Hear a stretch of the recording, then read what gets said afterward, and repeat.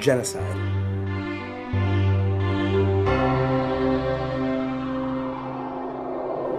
Politics? In a world today where we have seen many terroristic acts, such as in Paris and Brussels, and in a world where we've just left Iraq after many, many years of fighting, politics has seemed to enter the mainstream, with clear reason. This year, and as cliche as it sounds, it's the most important election that we've ever experienced. 5 candidates are fighting it out, and who knows who will win. But something that's been very evident on social media is the clear support of certain candidates and the clear disdain for some. For many of us, we're feeling the burn with Vermont Senator Bernie Sanders.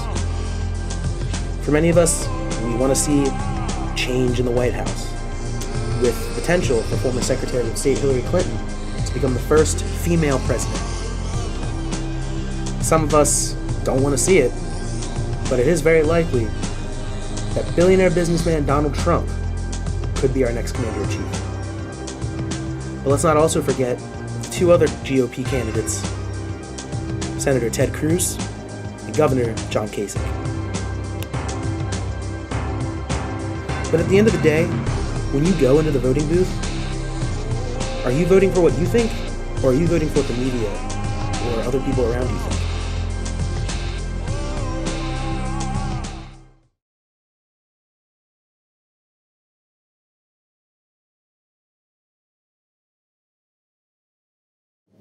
I feel like there's an uprising right now. I feel like there's a lot of people turning 18 and like immediately getting involved in politics, and that's awesome. Like there's a huge interest. But at the same time, on social media, there tends to be a lot of misinformation. There's a lot of needless arguing, and there's people who kind of are just stuck in their ways and don't really want to see another side of it. So it's great that we have a generation of people trying to be more involved, but I don't think we're at the point where they're really having a needful impact yet.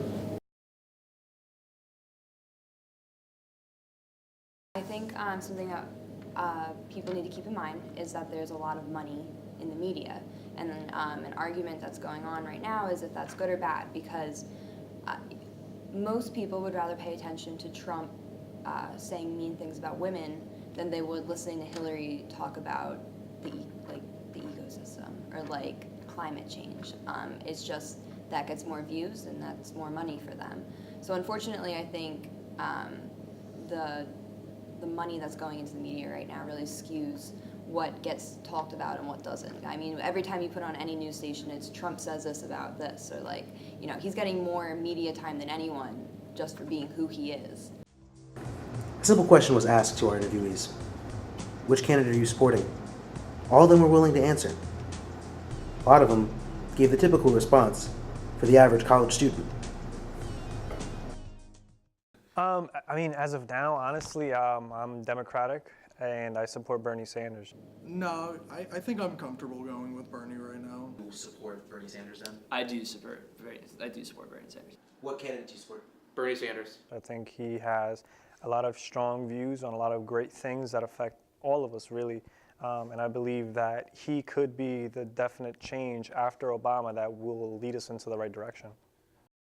He has a lot of really good domestic policies, which is kind of where I'm stuck on. He has really good domestic policies. Hillary has really good foreign policies. But I think right now is the time that we need to start rebuilding a lot of infrastructure in America. So I really like Bernie. I like his tax plans. I like his plans for breaking up the big establishments and the big banks and everything. You know, I think that's really where we need to be headed right now. I don't know every stat, I don't know every detail about politics, but what I do look for in a presidential candidate is just sincerity. And you can look at a guy like Bernie Sanders and see that his intentions are to try and make things better. Now, I do think that some of his proposals are a little bit unrealistic on the surface as how he's presenting them. Like, for example, you're not going to be able to give free college to everybody right off the bat. You know, like you can't just overhaul the education system as such. But I just think that Bernie Sanders is the type of person that you can really rally behind.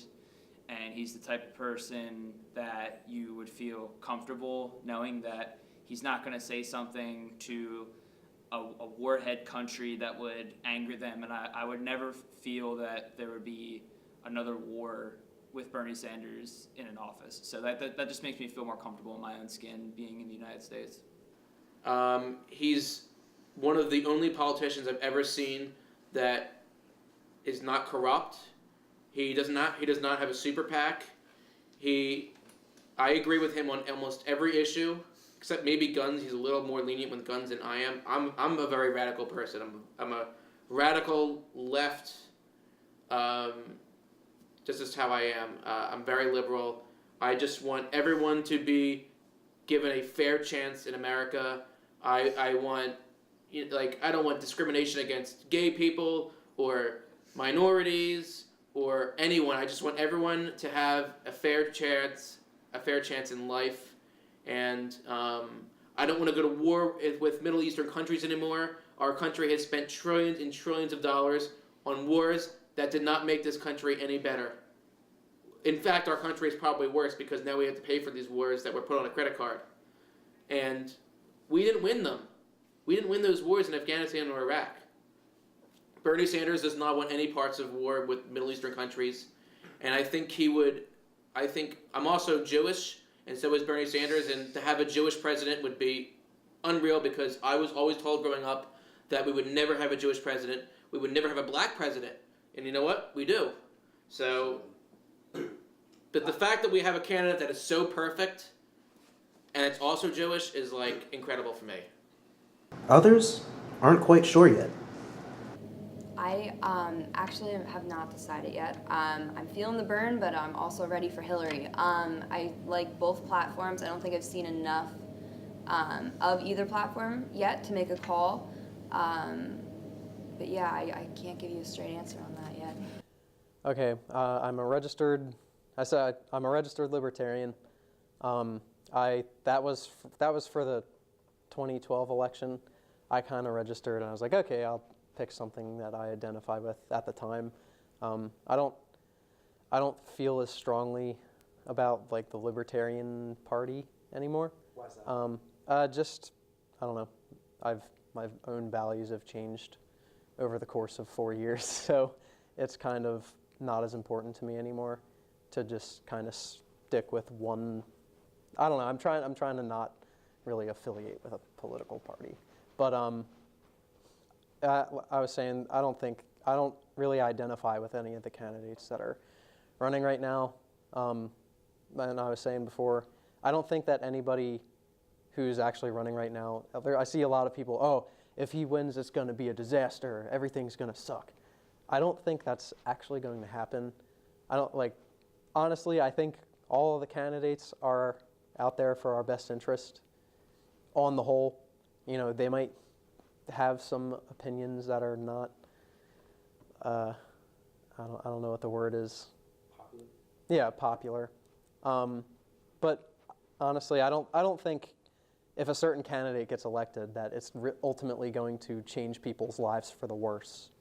So, I don't feel strongly for any of them, so I don't think I'm going to vote. But all have a clear platform and key advice to give for when you hit the polls in November. Well, definitely have your research done on the candidate you're voting for. Look at things objectively. I feel like that's something. I am not very good at looking at things objectively, and I feel like that might just be something with youth. You naturally have trouble looking at things objectively. So, think of the problems that are being addressed. Think about the problems. If you, it's a silly thing to suggest, but if you had to tackle this problem, do you know how you would even go about doing it? Do you know enough? Can you form your own opinion about a subject before hearing what somebody else has to say about it? So, that might be counterintuitive, but don't just hear what somebody else has to say and go, oh, that's the right answer. think for yourself. That's essentially what I'm trying to say.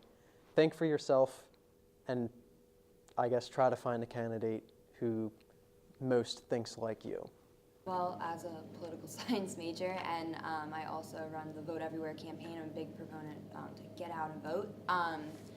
I think that it's very important to take it seriously and to educate yourself. I feel like I'm like a broken record, but it's so important to not rely on the media and rely on yourself to find out the information, because this election is huge, and if we don't take it as seriously as some candidates are not taking it, we're going to be in trouble.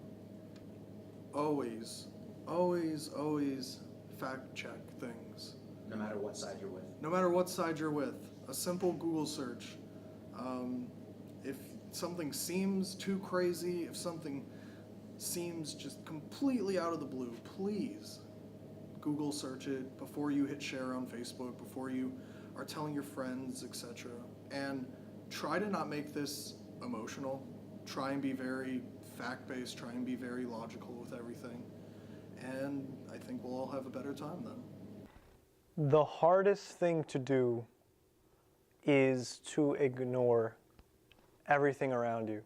The reason why I say it's the hardest thing to do is because everything that's going on right now, if it's political, if it's social activism, if it's economical, has a tremendous effect on everything you're doing.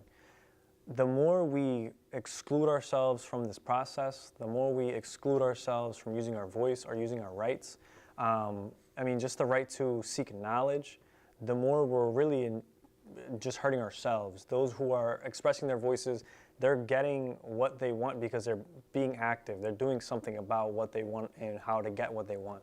If you're simply saying, I don't have time to go to politics, I can't keep up with everything, I don't know who to vote for, it's as simple as going on your Facebook every day and clicking an article and thoroughly reading what someone shared that might be doing the work of researching it for you.